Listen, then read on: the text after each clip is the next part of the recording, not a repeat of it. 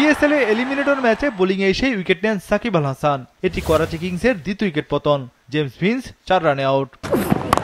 এদিন টস হেরে ফিল্ডিংয়ে নামে লাহোর কালান্দার্স। একাদশে বাংলাদেশের প্রতিনিধি ছিলেন কেবল সাকিব। মিরাজ ও রিশাদ দুজনেই ছিলেন সাইড বেঞ্চে। লাহোর কালান্দার্স প্রথম উইকেট নেয় চতুর্থ ওভারে। নিউজিল্যান্ডের টিম সেইফাট 8 বলে 16 রানে আউট।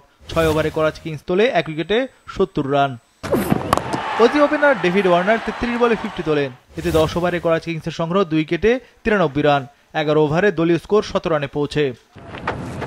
ডেভিড ওয়ার্নার 52 বলে 75 রানে বিদায় নেন। আশ্চর্য হলেও সত্য, প্রথম ওভারে সফল হওয়ার পরও বোলিংয়ে দেখা যায়নি সাকিবকে। তবে ডেথ ওভারে দ্রুত উইকেট হারায় করাচি। নির্ধারিত 20 ওভারে করাচি কিংস তোলে 8 উইকেটে 190 রান। খুশদিল শাহ 14 বলে 27 রানে অপরাজিত ছিলেন। লাহোরের হারিস রৌফ সর্বোচ্চ 3 উইকেট নেন। ওয়ালটন আবারও মিলিয়নিয়ার অফারে ওয়ালটন ফ্রিজ কিনে আপনিও হয়ে যেতে পারেন মিলিয়নিয়ার।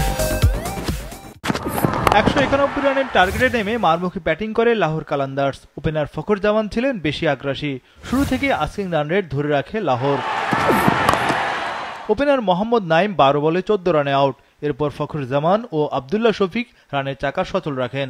6 ওভারে লাহোর তোলে 1 উইকেটে 60 রান।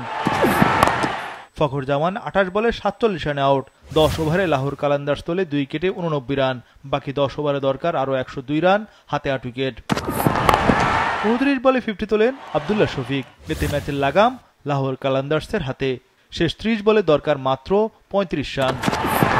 আবদুল্লাহ শফিক 35 বলে 65 রানে আউট হন। তবে ম্যাচের নিয়ন্ত্রণ ধরে রাখে লাহোর কালান্দার্স। কুশল পেরেরা ও ভানুকা রাজা পাকসে 2 লঙ্কান সাবলীল ব্যাট চালান। কুশল পেরেরা 30 রান করে আউট হন। তবে ভানুকা 12 বলে 23 রানে অপরাজিত ছিলেন।